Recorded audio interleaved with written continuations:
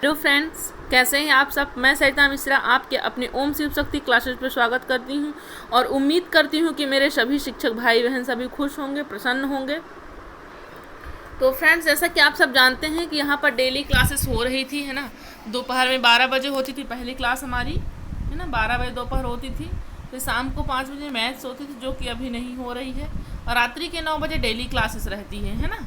रात्रि के 9 बजे भी डेली क्लासेस रहती है। तो आज हमारी ये पहली क्लास है जो शाम को 6 बजे आपको डेली मिलेगी, है ना। इसमें बेसिकली करेंगे क्या हम कि जिसमें जितने भी प्रीवियस ईयर क्वेश्चन बन चुके हैं, क्योंकि आपको मालूम है कि जितने भी क्वेश्चन MPPSC हो या MPSI हो या फिर आपका किसी भी एग्ज़ाम हो, टेट एग्ज़ाम हो, CTET हो, MP टेट हो, UP टेट हो या रीट हो, ये सब जब एग्ज़ाम के क्वेश्चन बनते हो प्रीवियस ईयर के पैटर्न से ही क्वेश्चन बनते हैं। तो जो मेरा मकसद है यहाँ पर पेपर एनालिसिस करवाने का, यही मकसद है कि आप सब प्रीवियस ईयर क्वेश्चन पर डिस्कस कर पाओ, उसको समझ पाओ कि कहाँ से क्वेश्चन ज़्यादा बनते हैं, किस पैटर्न से ज़्यादा क्वेश्चन बनते हैं ना।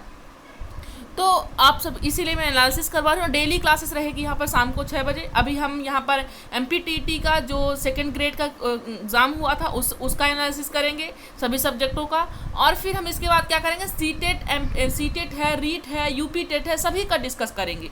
अब बस बारी बारी से पहले उसका खत्म हो जाएगा तो नेक्स्ट करेंगे, फिर नेक्स्ट का खत्म होगा तो नेक्स्ट करेंगे, ठीक है। तो आप लोग परेशान मत होइए कि कौन सी टेट एग्जाम के लिए, सभी टेट एग्जाम के लिए, क्योंकि यहाँ पर बेसिकली है क्या कि सभी टेट एग्जाम के क्वेश्चन बस क्योंकि पैटर्न वही है, आपको मालूम है। जीन पियाजे को जीन पियाजे ही बोलेंगे, है ना, और कुछ तो दूसरे टर्म में बोलेंगे नहीं। तो आप लोग बस ध्यान से देखिएगा किस टाइप के क्वेश्चन बनते हैं, है ना। चलिए, तो ये व्यापम के पेपर है ना, जो प्रीवियस ईयर में हो चुके हैं, सेकंड ग्रेड के हुए थे, वही पेपर है। तो हम डेली एनालिसिस करेंगे और समझेंगे यहाँ पर, ठीक है। चलिए, तो आपके जो जितने भी नए फ्रेंड्स हैं सभी को बता दीजिए, है ना, कि ये क्लासेस हैं। और मॉर्निंग की क्लास एक रहेगी, हम आपका उसको शेड्यूल 12 बजे तो रहती ही है, अभी 12 बजे ही रहेगी, है ना। फिर हम उसका डिस्कस कर लेंगे। लेकिन यहाँ पर 6 बजे, शाम को 6 बजे, रात्रि के 9 बजे डेली क्लास मिलेगी। और 12 बजे वाली भी क्लास रहेगी, उसके बारे में फिर हम बात करेंगे क्या रहेगा, है ना। चलिए, ज़्यादा समय ना नष्ट करते हुए अपने सेशन की ओर चलते हैं, देखते क्या क्या क्या क्वेश्चन, किस टाइप के क्वेश्चन बन रहे हैं, है ना। तो चलिए देखते हैं। सबसे पहले चैनल को सब्सक्राइब कर लीजिए, सब्सक्राइब नहीं किए हैं तो बेल आइकन भी प्रेस कर लीजिए, ठीक है। और अपने सभी मित्रों को शेयर कर दीजिए। चलिए, हम बात कर लेते हैं अपने फर्स्ट क्वेश्चन की। क्या कह रहा है फर्स्ट क्वेश्चन, देखिए यहाँ पर फर्स्ट क्वेश्चन क्या कह रहा है, ध्यान से देखिएगा, है ना। तो यहाँ पर दोनों लैंग्वेज में है, किसी को कोई प्रॉब्लम नहीं होनी चाहिए, है ना। ये देखिए, आपके दोनों लैंग्वेज में क्वेश्चन दिए हुए हैं। पहला क्वेश्चन क्या कर रहा है कि बाल केंद्रित the least important reason for assessment in a child central education. जो आपकी बाल केंद्रित शिक्षा होती है तो मूल्यांकन का सबसे कम जो कारण होता है वो कौन सा होता है। यहाँ पर दिया गया उन लक्ष्यों की और उनकी प्रगति की निगरानी करना, या फिर उनके अधिगम और विकास के लिए लक्ष्य निर्धारित करना, ये सेटिंग गोल की बात की गई है ना। या फिर आप ये जब सेटिंग गोल की बात की जाएगी तो एक्टिव इंगेजमेंट की बात की जाएगी, है ना, यानी कि आपकी जो कहना चाहिए सक्रिय भागीदारिता होती है उसकी बात, ठीक। चलिए, थर्ड क्या कह रहा है यहाँ पर, किसी भी अंतराल को संबोधित करने का निर्धारण। फोर्थ कह रहा है मुख्य सामग्री और कौशल। तो फ्रेंड्स, आप सबको मालूम है कि जो बाल केंद्रित शिक्षा होती है, जो उसका मूल्यांकन का सबसे कम महत्वपूर्ण कारक पूछा गया, क्या सबसे कम महत्वपूर्ण बात। तो ये तो आपका उन लक्ष्यों की और उनकी प्रगति की निगरानी रखना, ये सही बात है। ये आपका लिस्ट आपका जो अपर आ जाएगा, ये है ना। उनके अधिगम और विकास के लिए लक्ष्य निर्धारित करने की छात्रों की सक्रिय भागीदारिता की बात की गई है, तो ये भी आपका पॉजिटिव टर्म्स रहेगा। रीजन की सक्रिय भागीदारिता है। किसी भी अंतराल को संबोधित करने का निर्धारण जो आपको किया गया है, तो determining how to address any gap, है ना। तो किसी भी अंतराल को संबोधित करने का निर्धारण ये भी है। सबसे कम की बात की गई तो मुख्य सामग्री और ज्ञान कौशल, है ना। मुख्य सामग्री learn core content knowledge and skill, ये सबसे कम महत्वपूर्ण कारक होता है किसमें, ये मूल्यांकन में, ठीक है। तो राइट ऑप्शन जो हो जाएगा आपका ऑप्शन नंबर डी आपका राइट हो जाएगा, है ना। ऑप्शन नंबर डी आपका राइट हो जाएगा। तो चलिए बात कर लेते हैं आपको नेक्स्ट क्वेश्चन की। ऑप्शन नंबर डी आपका राइट है। चलिए फ्रेंड्स, नेक्स्ट क्वेश्चन की बात कर लेते हैं। सभी लोग शेयर करते जाइएगा, है ना। जैसा कि आप सबको मालूम था कि काफ़ी प्रॉब्लम चल रही थी, इसके बाद हमने आज कई 2-3 दिन हुए क्लास आपकी मिस हो गई थी, उसके लिए क्षमा चाहती हूँ, है ना। क्योंकि प्रॉब्लम आ गई थी तो उस कारण से मुझे अच्छा फील नहीं हो रहा था, इससे क्लास नहीं मिल पाई थी आपको। बट अब कंटिन्यू क्लास रहेगी, है ना। चलिए, ईश्वर करे सबको खुश रखे, सबको प्रसन्न रखे, है ना। चलिए बात कर लेते हैं नेक्स्ट क्वेश्चन की, कि मानव जाति में अभिवृत्ति किस प्रकार से वितरित है। मानव जाति में जो आपकी आवृत्ति होती है, एप्टीट्यूड जो होता है, किस प्रकार से वितरित है। वितरित सामान्य है, डिस्ट्रीब्यूटेड नॉर्मल होता है, या फिर यहाँ पर ये है वितरण अस्त व्यस्त होता है, या फिर वितरण विषम है, या फिर वितरण विविधतापूर्ण है। बताइए, आंसर कीजिए। जो आपकी एप्टीट्यूड होती है, डिस्ट्रीब्यूटेड ह्यूमन बींग्स होती है, वो किस प्रकार से वितरित होती है। राइट ऑप्शन क्या होगा, बताएं सभी लोग। वितरित सामान्य है। ये क्या है, जो आपका एप्टीट्यूड होता है वो क्या है, ये नॉर्मल है, डिस्ट्रीब्यूटेड इज नॉर्मल है ना, वितरण सामान्य। राइट ऑप्शन जो हो जाएगा आपका ऑप्शन नंबर फर्स्ट आपका राइट हो जाएगा, है ना। हम डेली पेपर एनालिसिस करेंगे यहाँ पर, सभी फ्रेंड जुड़ जाइएगा, है ना। कोई प्रॉब्लम होगी तो बिल्कुल बताइएगा जहाँ पर आपको समझ में नहीं आएगा, ठीक। चलिए अपने सभी साथियों को बता दीजिएगा कि यहाँ पर कैसी क्लासेस चल रही हैं, क्या चल रहा है ना। रात्रि के 9 बजे आज हम हिंदी पेडागोगी पढ़ेंगे, सभी लोग जुड़ जाइएगा, ठीक। चलिए बात कर लेते हैं क्वेश्चन, क्या बस कोई वस्तु क्या है और हम उसके साथ कैसे व्यवहार करते हैं, इस विषय में उससे जुड़े मानसिक प्रतिरूप या विचार को कहा जाता है, बताइए। या फिर निर्माण कहा जाता है, नेटवर्क कहा जाता है, स्कीम कहा जाता है, स्ट्रक्चर कहा जाता है, बताइए। कॉन्स्ट्रक्ट या फिर नेटवर्क, स्कीम या स्ट्रक्चर। जब कोई वस्तु क्या है उसके साथ कैसे व्यवहार करते हैं, उससे जुड़ी हुई जो प्रतिरूप होती है, विचारधाराएं होती हैं, तो उन सबको हम क्या कहते हैं। तो आपको मालूम है फ्रेंड्स, यहाँ पर जो बात की गई है प्रगतिशील शिक्षा के बारे में भी यहाँ पर बातचीत डिस्कस किया गया है, और आपकी जॉन डीवी जो बात करते हैं वो भी यहाँ पर जुड़ा हुआ है, जिन पियाजे जो बात करते हैं वो भी यहाँ पर जुड़ा है। इसलिए राइट ऑप्शन क्या हो जाएगा आपका, ऑप्शन नंबर सी आपका राइट हो जाएगा, है ना। यहाँ पर सी नहीं होगा, क्योंकि हो क्या रहा है यहाँ पर, ये कैसे व्यवहार करते हैं उससे जुड़े मानसिक प्रतिरूप विचार को कहा जाता है। इसलिए ये क्या, स्ट्रक्चर आपके मेंटलिटी में एक कोई विचार बन जाता है ना, क्या बनता है, एक विचार बनता है। इसलिए राइट ऑप्शन क्या हो जाएगा, ऑप्शन नंबर डी आपका राइट हो जाएगा, है ना कि इसकी संरचना एक फीड है, आपने अपने मन में एक स्ट्रक्चर बना लिया है कि उसके साथ कोई वस्तु क्या है, उसके साथ कैसे व्यवहार करना है, क्या करना है, ये सब क्या है, एक स्ट्रक्चर है, ठीक। चलिए हम बात कर लेते हैं नेक्स्ट क्वेश्चन की। आपका राइट ऑप्शन 3 का यह डी है, ध्यान दीजिएगा, है ना। चलिए तो आपको क्लासेस भी समझ में आ रहा है या नहीं, हमारी प्लानिंग क्या ठीक ठाक है ना। तो बिल्कुल आप बेझिझक होकर मैसेज दे सकते हैं, है ना। हमारी क्लासेस में जो कुछ भी होता है, अच्छा होता है, जैसा भी होता है, हम शेयर करते हैं आपसे, तो बिल्कुल कोऑपरेट कीजिएगा। और कैमरे पे क्लास नहीं रहेगी, है ना, इस समय, क्योंकि तबीयत सही नहीं है मेरी और थोड़ा रीज़न की वजह से बिल्कुल अच्छा फील नहीं हो रहा है, तो बस आपको ऐसी क्लासेस मिलेंगी, है ना। बट कोई बात नहीं, हम आपके साथ ही हैं, आप हमारे साथ हो, हम आपके साथ हैं, आपका सपोर्ट हमारे साथ है ना। चलिए हम बात करते हैं नेक्स्ट क्वेश्चन की। यहाँ पर 15 बच्चों की कक्षा में, जहाँ आपके पास 15 अलग अलग सीखने की शैली और 15 अलग अलग व्यक्तित्व वाले बच्चे हैं, तो बाल केंद्रित शिक्षण में क्या होगा, वहाँ पर क्या है, वहाँ पर देख लीजिए, जो आपका कहना चाहिए कि वहाँ पर इफेक्ट क्या है। तो यहाँ पर क्या है कि ये जो 15 बच्चे हैं, जहाँ 15 बच्चों की कक्षा में, जहाँ आपके पास 15 अलग अलग क्या है, यहाँ पर 15 अलग अलग सीखने की शैली और 15 अलग अलग व्यक्तित्व वाले बच्चे हैं। 15 अलग अलग सीखने वाले बच्चे हैं, 15 ही टाइप के कितने हैं, व्यक्तित्व वाले बच्चे हैं। तो बताइए यहाँ पर कि बाल केंद्रित शिक्षण में क्या होगा, यहाँ पर क्या करना चाहिए उसके अनुसार, है ना। तो बताइए पहला ऑप्शन क्या करें कि एक शिक्षण प्रणाली के साथ एक पाठ योजना विकसित करना, या फिर प्रत्येक बच्चों को देखकर एक पाठ योजना विकसित करती है कि उसकी ज़रूरतें क्या हैं, या फिर थर्ड ऑप्शन कह रहे हैं कक्षा की क्षमता के मध्य को लक्षित करते हुए एक पाठ योजना विकसित करना। फोर्थ ऑप्शन है एक पाठ योजना विकसित करती है जो सभी के लिए उपयुक्त है। आंसर कीजिए, सभी लोग आंसर करें, सभी लोग आंसर कीजिए, क्या होगा राइट ऑप्शन आपका यहाँ पर, बताएं। तो क्या हो जाएगा आपका राइट ऑप्शन यहाँ पर, ऑप्शन नंबर बी आपका राइट हो जाएगा, है ना। क्योंकि पूछ क्या रखा है कि यहाँ पर 15 बच्चों की कक्षा में जहाँ 15 क्या है अलग अलग सीखने वाले हैं, 15 क्या अलग अलग व्यक्तित्व वाले हैं ना, मतलब अलग अलग टाइप के बच्चे हैं, 15 अलग है, 15 अलग हैं। तो वहाँ पर बाल केंद्रित शिक्षण के अनुसार आप क्या करेंगे, तो यहाँ पर हमको क्या करना है, प्रत्येक बच्चे को देख करके एक पाठ योजना विकसित करना है ना, एक पाठ योजना विकसित करना है जिसमें क्या होना चाहिए कि उसकी ज़रूरतें क्या है ना। हम सभी को देख करके developing plan by looking at every child, यहाँ पर बात किसकी और एवरी चाइल्ड की बात हो रही है ना। What is our need are, मतलब उनकी ज़रूरतें क्या है, सभी बच्चों को हम देख कर करेंगे, ठीक। चलिए हम बात कर लेते हैं अपने नेक्स्ट क्वेश्चन की। फ्रेंड्स मैं थोड़ा सा तबीयत सही नहीं, तो आप लोग, मैं बार बार नहीं कहूँगी, आप लोग शेयर जरूर कर दीजिएगा, है ना, ताकि जो मेरी मेहनत है वो आप तक जाए, आपके फ्रेंड्सों तक जाए, दूर दूर तक जाए, है ना।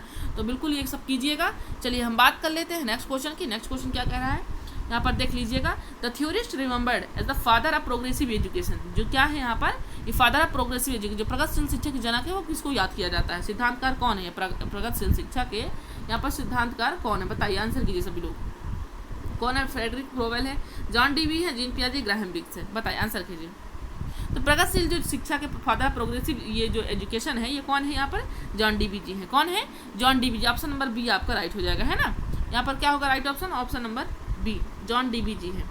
चलिए हम बात कर लेते हैं अपने नेक्स्ट क्वेश्चन की। फ्रेंड्स क्या कह रहा है नेक्स्ट क्वेश्चन, हम आपको यहाँ पर बहुत सारी थ्योरी है, छोटे छोटे जो पार्ट्स हैं मैं आपको नहीं दे पाया करती थी, तो मैं आपको छोटे छोटे कहना चाहिए कि जो आपके बहुत सारे सिद्धांत हैं, बहुत सारे फॉर्मूलेज हैं, सूत्र हैं, है ना, तो कई ऐसी थ्योरी हैं जो बहुत बार आती हैं, तो मैं उनको छोटे छोटे क्लिप के रूप के आपको इसी क्लास में दे दिया करूँगी, है ना। जिस दिन अपन क्या नहीं रखेंगे, प्रीवियस ईयर क्वेश्चन नहीं रखेंगे, उस दिन हम यहाँ पर छोटी छोटी क्लिप आप 15 से 20 मिनट की आपको दे दिया करूँगी, तो आप लोग समझ लिया करेंगे, है ना। सभी सब्जेक्ट से रिलेटेड जो भी इंपॉर्टेंट रहेगा, जो मैं आपको रात्रि के 9 बजे क्लास में नहीं दे पाया करती थी, है ना। बहुत ऐसे पार्ट हैं जो अपन एक क्लास में नहीं कर सकते हैं, तो हम ये इस क्लास में कर लिया करेंगे, ठीक है। चलिए, तो बताइए यहाँ पर कि पियाजे नेम्ड, यहाँ पर पियाजे ने क्षमताओं और योग्यताओं का यह नाम दिया, क्या नाम दिया बताइए। स्कीमा, समायोजन, अहम केंद्रित, आत्मसात्विकरण। बताइए, स्कीमा है, एग्बोटेशन है, ईगोसेंट्रिक है या एसिमिलेशन है, बताइए, आंसर कीजिए। जो पियाजे ने नाम दिया है अपनी क्षमताओं और योग्यताओं का नाम उन्होंने जिसको दिया है उसको क्या कहते हैं, क्षमताओं और योग्यताओं का नाम दिया है उसको हम स्कीमा कहते हैं ना। उसको हम क्या कहते हैं, कि स्कीम कहते हैं, प्लान कहते हैं। राइट ऑप्शन नंबर फर्स्ट आपका राइट हो जाएगा, है ना। चलिए फ्रेंड्स, हम बात कर लेते हैं नेक्स्ट क्वेश्चन की। आपके आए हुए क्वेश्चन है, ध्यान रखिएगा, है ना। ये एमपी टेट के बने हुए क्वेश्चन है प्रीवियस ईयर के, तो एनालिसिस करना आपके लिए ज़रूरी है। हम सभी सब्जेक्ट को करेंगे, कंटिन्यू करेंगे, ठीक है। तो अपने सभी भाई मित्रों को शेयर कर दीजिएगा। देखिए यहाँ पर, in discovery learning the teacher plays the role of of learning. ये जो अन्वेषण है डिस्कवरी अधिगम में शिक्षक अधिगम के एक की भूमिका निभा। जो शिक्षक होते हैं तो वो शिक्षा अधिगम में किस प्रकार की भूमिका निभाते हैं, सलाहकार, समन्वयक, प्रबंधक, इंस्पायर यानी प्रेरक, काउंसलर या फैसिलिटेटर या फिर मैनेजर या इंस्पायर, किसके रूप में जो आपके टीचर होते हैं आपके अधिगम में काम करते हैं, बताइए, आंसर कीजिए। तो क्या कहा है एनसीईआरटी 2005 क्या कहता है, फैसिलिटेटर यानी समन्वयक कहा गया है ना। समन्वयक कहा जाता है और इसी को सुविधादाता भी कहा जाता है, फैसिलिटेटर। या ऑप्शन नंबर बी आपका राइट हो जाएगा, है ना। चलिए हम बात कर लेते हैं अपने नेक्स्ट क्वेश्चन की, देखते हैं क्या कह रहा है नेक्स्ट क्वेश्चन आपका यहाँ पर। चलिए आंसर कीजिएगा सभी लोग, कोई प्रॉब्लम होगी तो बिल्कुल मैसेज दीजिएगा। बताइए, स्पेशल एजुकेशन इज रिलेटेड, विशेष शिक्षा संबंधित है। विशेष शिक्षा जो होती है आपकी किससे संबंधित है, यहाँ पर बताएं। यहाँ पर training programme of gifted child, है ना, प्रतिभाशाली बच्चों के लिए प्रशिक्षण कार्यक्रम के लिए रिलेटेड है, या फिर आपके शिक्षकों के लिए प्रशिक्षण कार्यक्रम है, या फिर प्रतिभाशाली लोगों के लिए शिक्षा, बताइए, आंसर कीजिए। या फिर विकलांगों के लिए शैक्षिक कार्यक्रम, आंसर कीजिए सभी लोग, क्या होगा राइट ऑप्शन, बताएं सभी लोग। तो आपका राइट ऑप्शन जो हो जाएगा वो ऑप्शन नंबर डी, विकलांगों के लिए शैक्षिक कार्यक्रम, है ना। जो स्पेशल एजुकेशन होता है आपका वो किसके लिए होता है, आपका विकलांगों के लिए शैक्षिक कार्यक्रम है। ये प्रतिभाशाली बच्चों के लिए प्रशिक्षण कार्यक्रम नहीं है। स्पेशल एजुकेशन की जब बात आएगी, शिक्षकों के लिए प्रशिक्षण कार्यक्रम नहीं, प्रतिभाशाली लोगों के लिए नहीं है, ये विकलांगों के लिए चलाया गया है, जो स्पेशल एजुकेशन चलाया गया है। वैसे तो आप समावेशी शिक्षा के तहत किसी को स्पेशल विशेष दिखाना ही नहीं है ना, लेकिन जो स्पेशल कुछ ऐसे कंडीशन होती हैं जिसमें स्पेशल हम कहते हैं या फिर करते हैं, तो वो किसके लिए किया जाता है, वो विकलांगों के लिए किया जाता है ना, अदर किसी के लिए नहीं किया जाता, ठीक। चलिए हाँ, राइट ऑप्शन नंबर डी हो जाएगा। तो चलिए बात कर लेते हैं नेक्स्ट क्वेश्चन की। देख लीजिए किस टाइप के क्वेश्चन बनते हैं, आपके कितने नंबर आते हैं, ध्यान दीजिएगा, है ना। Dot intelligence is associate with father, यहाँ पर डेवलपमेंट डॉट बुद्धिमत्ता तीव्रता विकास से जुड़ी है, बताइए, आंसर कीजिए सभी लोग। यहाँ पर नो इंटेलिजेंस या फिर मीडियम इंटेलिजेंस या फिर हायर या स्लोअर, बताइए। जो आपके कहना चाहिए कि यहाँ पर इंटेलिजेंसी है, बुद्धिमत्ता है ना, तो वो तीव्रता विकास से जुड़ी हुई है, कौन से विकास से जुड़ी हुई, बताइए। तो आपकी जो कहना चाहिए एसोसिएट सहचर जो आपकी बुद्धि होती है तो वो हायर से जुड़ी हुई है ना, किससे जुड़ी है, हायर से, यहाँ पर हायर हो जाएगा, ठीक। तो राइट ऑप्शन हमारा हो जाएगा ऑप्शन नंबर सी आपका राइट हो जाएगा, है ना। चलिए हम बात कर लेते हैं नेक्स्ट क्वेश्चन की, देखते हैं क्या कह रहा है नेक्स्ट क्वेश्चन आपका यहाँ पर, आंसर कीजिएगा सभी लोग। यहाँ पर अधिगम सिद्धांत माता पिता की भूमिका को उनके बच्चे के विकास में कैसे चिन्हित करते हैं, बताइए। यहाँ पर parents in their development, their child development जो है आपका, यहाँ पर माता पिता की भूमिका को, जो उनकी लर्निंग हाउ टू लर्निंग जो सीखते हैं तो वो कैसे चिन्हित करते हैं, बताइए। या आपके कहना चाहिए कि जो माता पिता की भूमिका होती है वो तो लर्निंग में किस प्रकार से उनको विकास में उनको चिन्हित किया गया है, या फिर एज ए ट्रेनर होता है, या फिर as a teacher, as a parents, as a supporter, बताइए।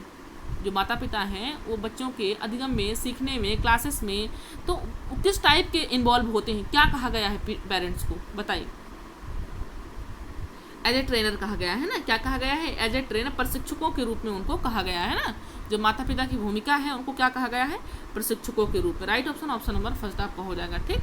चलिए हम बात कर लेते हैं नेक्स्ट क्वेश्चन की, देखते हैं क्या कर रहा है नेक्स्ट क्वेश्चन आपका यहाँ पर, आंसर कीजिएगा सभी लोग। यहाँ पर एक समूह के समाजविधि विश्लेषण का उपयोग व्यक्तित्व को डॉट डॉट विधि के रूप में मापने के लिए किया जाता है। एक क्या होता है, समूह की समाजविधि विधि होती है। समाजविधि में होता क्या बेसिकली, इसमें होता है कि समाज में बहुत सारे जो एक आपके कहना चाहिए कि जैसे आपके कोई एक टीचर हो गए पर्टिकुलर, आपके बारे में जानना चाहते हैं, तो आपके बारे में जानने के लिए क्या करेंगे, आपके समाज, आपके आसपास, आस पड़ोस है ना, भाई मित्र, इन सब चीज़ से मिल करके, मतलब कि एक सोशली पर्सनली किसी एक से नहीं, सोशली रूप से वो क्या करेंगे, उस चीज़ का पर्सनालिटी का जो क्या करेंगे, आकलन करेंगे, टेस्ट करेंगे, उसका पूरा रिकॉर्ड रखेंगे, है ना। तो विधि के रूप में मापा जाता है, जो उसको क्या ऑब्जर्वेशनल कहते हैं, ऑब्जेक्टिव कहते हैं, सब्जेक्टिव कहते हैं या फिर प्रोजेक्टिव। बताइए समाजविधि विश्लेषण को क्या कहा गया, बताइए, आंसर कीजिए। उसको ऑब्जेक्टिव, वस्तुनिष्ठ कहा गया है ना। किसके रूप में प्रयोग किया जाता है, वस्तुनिष्ठ के रूप में, है ना। चलिए right option option number B हो जाएगा। हम बात कर लेते हैं अपने नेक्स्ट क्वेश्चन की, देख लेते हैं क्या कह रहा है नेक्स्ट क्वेश्चन आपका। यहाँ पर आंसर कीजिएगा सभी लोग।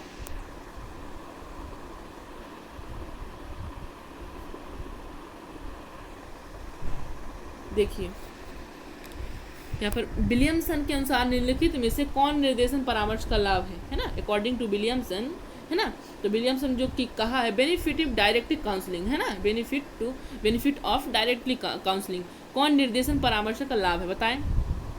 यहाँ पर बताया गया है कि इमोशनल एस्पेक्ट, या फिर यहाँ पर एफिशिएंट एंड कॉन्फिडेंट, या फिर यहाँ पर counselling development skill the initiative. बताएं क्या हो जाएगा। भावनात्मक पहलू की बजाय बौद्धिक जोर पर दिया जाता है।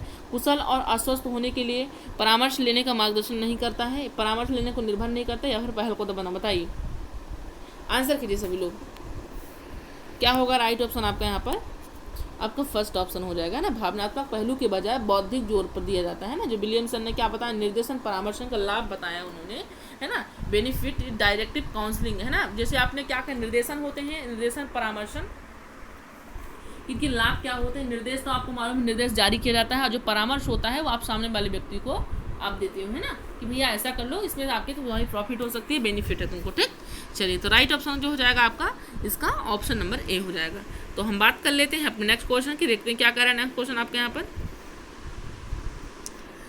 बता, orthotic device are design primary to. आप लोग को समझ में नहीं आएगा तो आप लोग बिल्कुल बताइएगा, है ना। आर्थोटिक उपकरणों के मुख्य रूप से डॉट डॉट के लिए डिजाइन किया गया। जो आपका आर्थोटिक है, उपकरण है, तो मुख्य रूप से किसके लिए डिजाइन किया गया है।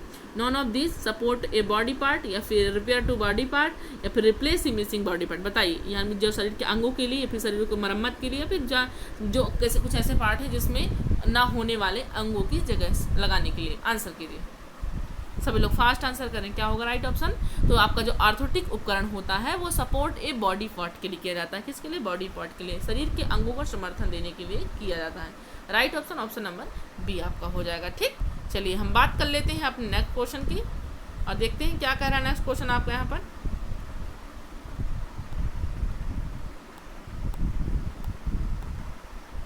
आंसर कीजिएगा।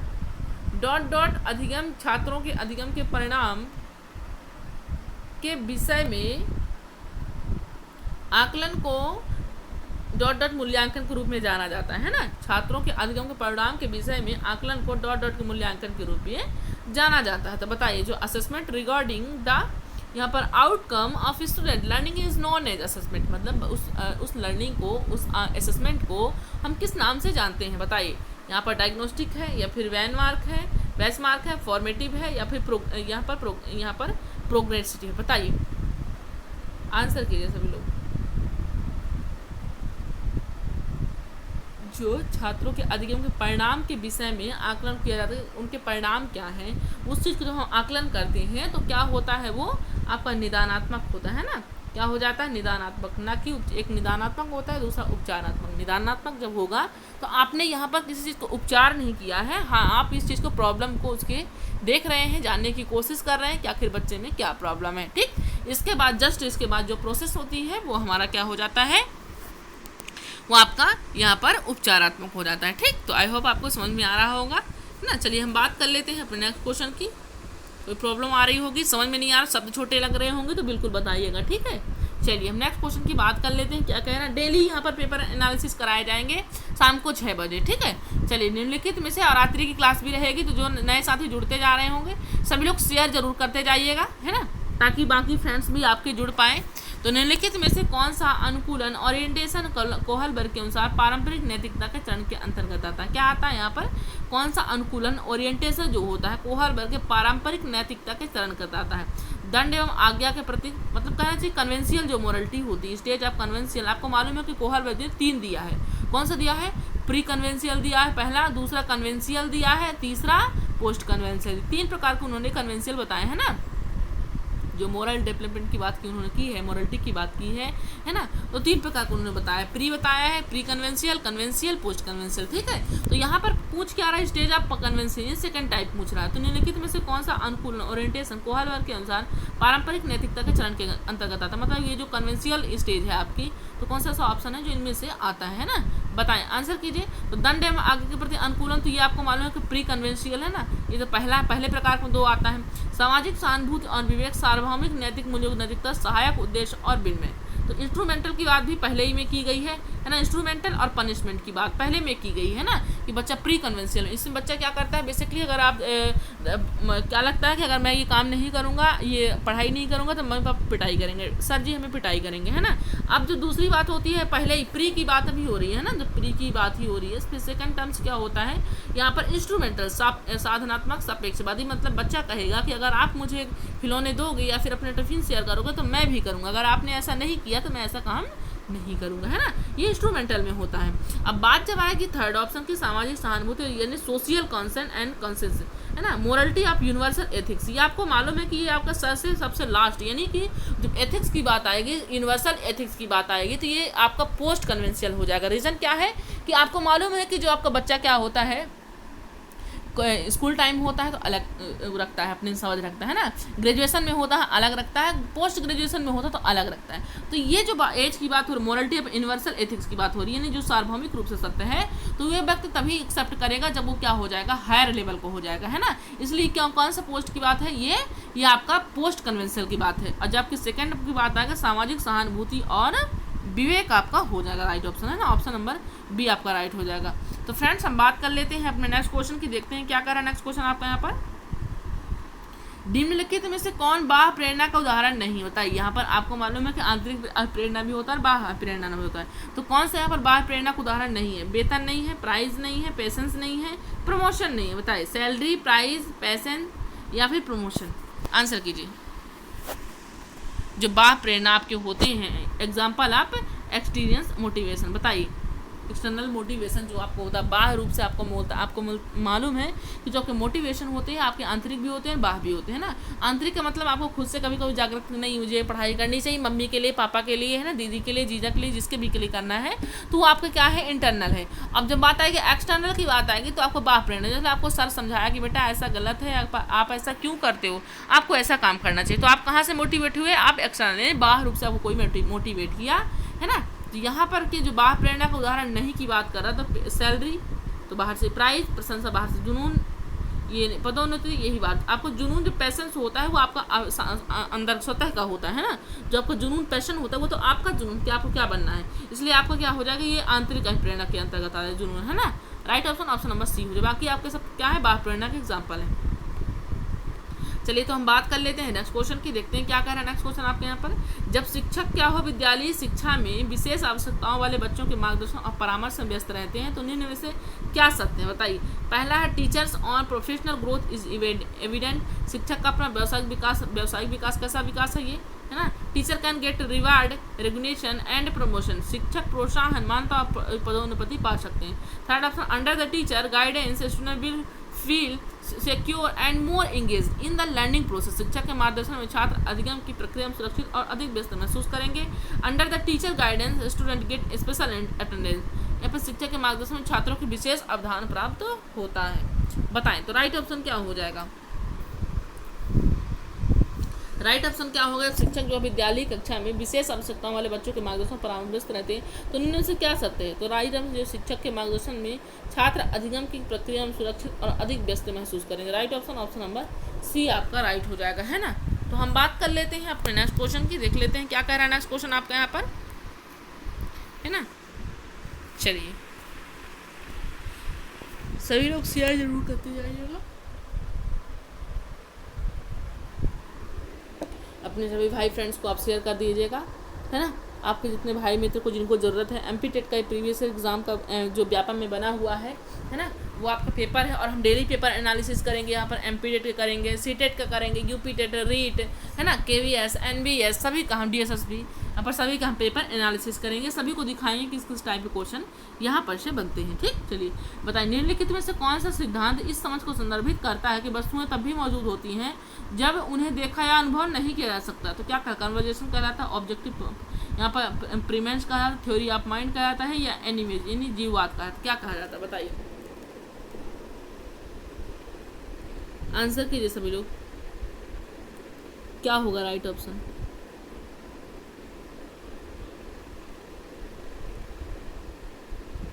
Option number B, object permanence, है ना, बस अस्थायित्व हो जाता है। मतलब बस अस्थायित्व का मतलब है कि अगर चीज़ें हो या ना हो, लेकिन उनके होने का बोध जरूर मौजूद होता है, यही आपको क्या कहलाता है, बस अस्थायित्व, है ना।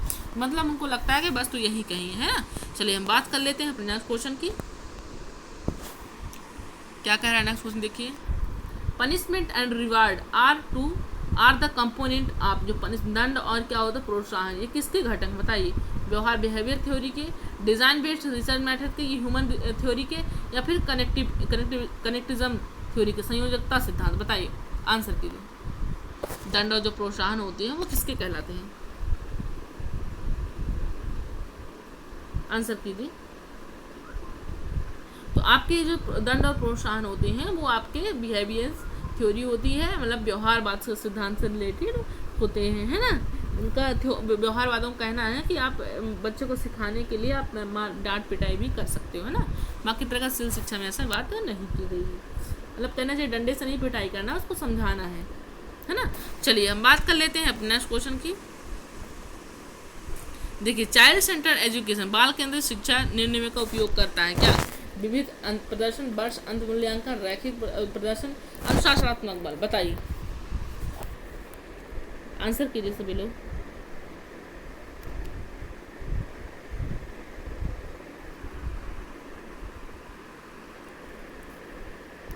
बाल केंद्रित शिक्षा का निर्णय का उपयोग करता किसका करता है, ये किसका, डाइवर्जेंट एक्सपोरेस का करता है ना।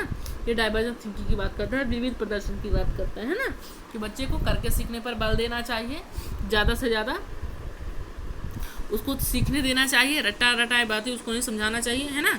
ध्यान दीजिएगा इस चीज़ को। चलिए बताइए, ओसीडी डिनोटेड, ओसीडी का जो अर्थ होता है वो क्या होता है, obsessive conduct disorder, obsessive compulsive disorder, oppositional completed disease, या फिर ऑपोजिशनल कॉन्टेक्टिव डिसऑर्डर, बताइए।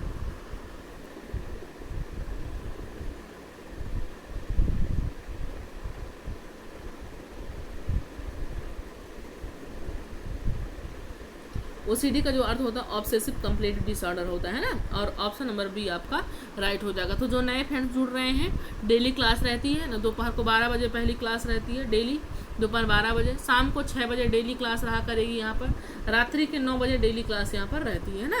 तो 3 क्लास अभी मैं दे रही हूँ, पर्सनली मैं दे रही हूँ, है ना। एक मैथ की क्लास भी मिलेगी आपको, है ना। तो थोड़ा कुछ दिन के लिए ब्रेक है ना, सर भी किसी काम से गए हुए हैं बाहर।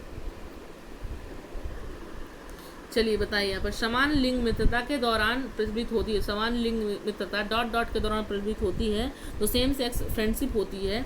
इसकी जो ड्यूरिंग होती है वो क्या होती है, अर्ली एडोलसेंस होती है, अर्ली चाइल्डहुड होती है, अर्ली एडोलसेंस होती है, लेट एडोलसेंस होती है, लेट चाइल्डहुड होती है, बताइए आंसर कीजिए, सभी लोग आंसर करें। राइट, जो समान लिंग मित्रता की बात आती है तो वो क्या होती है, प्रारंभिक किशोरावस्था ना। किशोरावस्था में आपको मालूम है कि क्या समान लिंग से मतलब है कि मतलब लड़का लड़की से, लड़का लड़की से खेलना पसंद नहीं करते, बल्कि लड़की लड़की से और लड़का लड़का से खेलना पसंद करता है ना। प्रारंभिक किशोरावस्था में समान लिंग, तुम लड़की हो और मैं लड़का हूँ, मैं ये काम नहीं कर सकता, तुम ये काम कर सकते हो। Right option option number A आपका हो जाएगा, है ना। चलिए, जीन पियाजे ने 4 प्रकार के उन्होंने बताया है, जन्म से 2 वर्ष बताया है। पहले उन्होंने जो प्रकार बताया है, जन्म से 2 वर्ष बताया है, 2 से 7 वर्ष बताया है, 7 से 11 वर्ष बताया है, 11 से फिर आगे की ओर, है ना। तो यहाँ पर जो राइट ऑप्शन हो जाएगा वो अर्ली चाइल्ड एडोलसेंस हो जाएगा, है ना। ऑप्शन नंबर आपका यहाँ पर फर्स्ट हो जाएगा। चलिए तो हम बात कर लेते हैं नेक्स्ट क्वेश्चन, क्या कह रहा है नेक्स्ट क्वेश्चन देखिए। प्रतिभाशाली बच्चों की पहचान करने में कौन सा IQ स्कोर प्रवृत्त होता है? जो प्रतिभाशाली बच्चे होते हैं तो उनका जो IQ लेवल जो हमको क्या करना होता है, IQ का फॉर्मूला क्या होता है, IQ इज MA/CA × 100। ये आपका फॉर्मूला हो जाता है, इसको भूलिएगा मत, है ना। यहीं से क्वेश्चन बन जाते हैं तो आपको डायरेक्ट पुट कर देना है यहाँ पर, ठीक है। चलिए बताइए, प्रतिभाशाली बच्चों की पहचान करने में कौन सा IQ स्कोर प्रवृत्त है? पहला 170 से अधिक, 130 से अधिक, 170 से अधिक या फिर 120 से अधिक? आंसर कीजिए।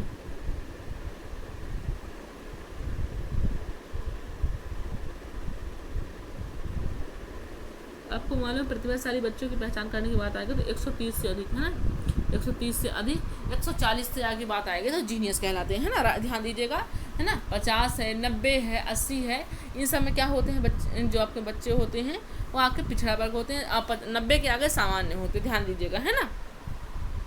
राइट ऑप्शन नंबर बी आपका यहाँ पर हो जाएगा। चलिए हम बात कर लेते हैं नेक्स्ट क्वेश्चन की। क्या कह रहा है नेक्स्ट क्वेश्चन, देखिए। शास्त्रीय अनुबंधन सिद्धांत क्लासिकल कंडीशन की प्रक्रिया के माध्यम से किस प्रकार की प्रतिक्रिया सीखी जाती है? बताइए। यहाँ पर पहला दिया हो unconditional response, reinforcement response, conditional response या फिर न्यूट्रल रिस्पॉन्स? बताइए, आंसर कीजिए।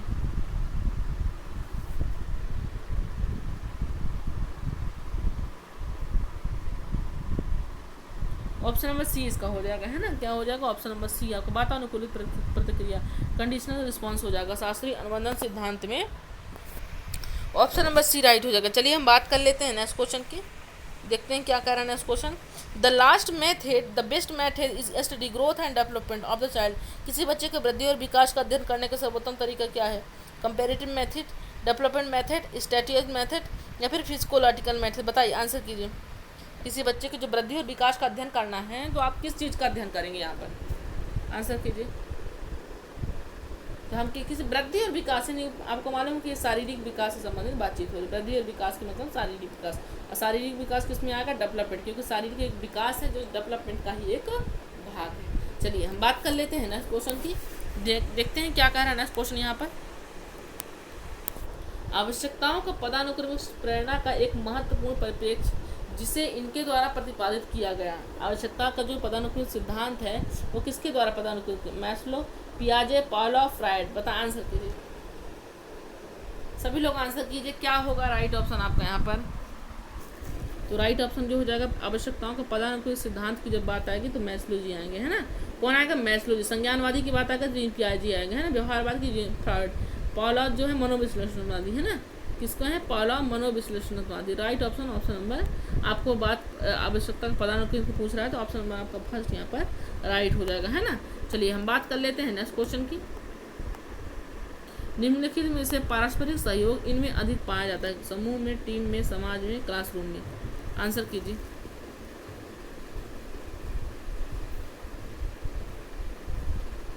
तो जो पारस्परिक सहयोग इसमें अधिक पाया जाता है वो क्या होता है? टीम, ग्रुप होता है। क्या होता है? ये ग्रुप यानी समूह होता है। राइट ऑप्शन नंबर ए आपका राइट हो जाएगा, है ना। तो बेसिकली जैसे कुछ क्वेश्चन यहाँ पर रह गए थे, देख लेते हैं कौन कौन से क्वेश्चन रह गए थे। देखिए, Thorndike theory of trial and error, learning has कंपेंस द इम्पोर्टेंस ऑफ त्रुटि अधिगम के थॉर्नडाइक सिद्धांत के महत्व पर जोर देता है। Motivation, reward, prize, punishment? Answer कीजिए। वो किसके जो प्रथम त्रुटि सिद्धांत होता है वो मोटिवेशन, प्रेरणा के ऊपर ही वो सिद्धांत लागू होता है। ऑप्शन नंबर ए आपका राइट हो जाएगा, है ना। चलिए हम बात कर लेते हैं नेक्स्ट क्वेश्चन की, कि चूँकि हमको मालूम है कि डेली हर सेशन में हम 30 क्वेश्चन रखेंगे, है ना। हर सेशन में हम 30 क्वेश्चन रखेंगे, ठीक है। हाँ, बस अपने साथियों को शेयर जरूर कर दिया करिएगा, है ना। चलिए देखिए, which are the following operation help as a validate, यहाँ पर दिया गया है इन्फॉर्मेशन, लेकिन में से कौन सी कार्य विधि ऑपरेशन हमें जानकारी के मान्य करने में मदद होती है? पहला इवैल्यूएशन, दूसरा डाइवर्जेंट थिंकिंग, तीसरा कन्वर्जेंट थिंकिंग, चौथा है कॉम्बिनेशन। बताइए। तो ये कार्य विधि ऑपरेशन के हमें जानकारी मान्य करने में मदद करता है, इसलिए क्या कहलाएगा? ये असेस, यहाँ पर एवैल्यूएशन कहलाएगा, मूल्यांकन कहा जाएगा, है ना। चलिए हम बात कर लेते हैं नेक्स्ट क्वेश्चन की। किसी भी परिस्थिति में समायोजित होने वाले बच्चों के लचीलेपन को ... के रूप में जाना जाता है? दृढ़ता या वांछनीयता, अक्षमता, ढलनशीलता? बताइए, आंसर कीजिए। सभी लोग आंसर कीजिए, क्या होगा? तो किसी भी परिस्थिति में समायोजित होने वाले बच्चों को लचीलेपन क्या कहा था? अक्षमता। क्या कहा जाता है बताइए? वो क्या कह रहा था? ढालनशीलता, है ना। वो अपने आप को क्या कहता है? ढाल लेता है ना। बच्चा हर माहौल में अपने आप को ढाले तो क्या कहलाएगा? ढालनशीलता कहलाएगा। चलिए हम बात कर लेते हैं नेक्स्ट क्वेश्चन की। तो शायद इतने ही क्वेश्चन थे आज के, है ना। तो उम्मीद करती हूँ आपको सेशन अच्छा लगा होगा। अगर समझ में नहीं आया होगा तो बिल्कुल बताइएगा। डेली क्लास शेड्यूल है 12 बजे, शाम 6 बजे, रात्रि के 9 बजे। तो अगर आपने टेलीग्राम या व्हाट्सएप ग्रुप नहीं ज्वाइन किया है तो इसमें आपके फर्स्ट में ही दिया हुआ है ना। तो इसमें तो नहीं दिया हुआ है, लेकिन आपको डिस्क्रिप्शन बॉक्स में जाएंगे या फिर चैनल के अबाउट में जाएंगे तो वहाँ पर भी आपको मिल जाएगा। तो फ्रेंड्स आज के लिए इतना ही था। चूँकि आज मेरी तबीयत अभी सही नहीं हुई है ना, तो अच्छा भी नहीं लग रहा था मुझे, पर आप लोग का नुकसान ना हो इस वजह से मैं क्लासेस दे रही हूँ। तो उम्मीद करती हूँ आपको सेशन अच्छा लगेगा। और अपने सभी फ्रेंड्स मित्रों को बता दीजिए क्लास स्टार्ट हो गई है। शेयर कर दीजिएगा सभी को जो नहीं जुड़ पाए हैं तो, ठीक है। तो फ्रेंड्स चलिए आज के लिए बस इतना ही था। जय हिंद, जय भारत। मिलते हैं रात्रि के 9 बजे वाली क्लास में।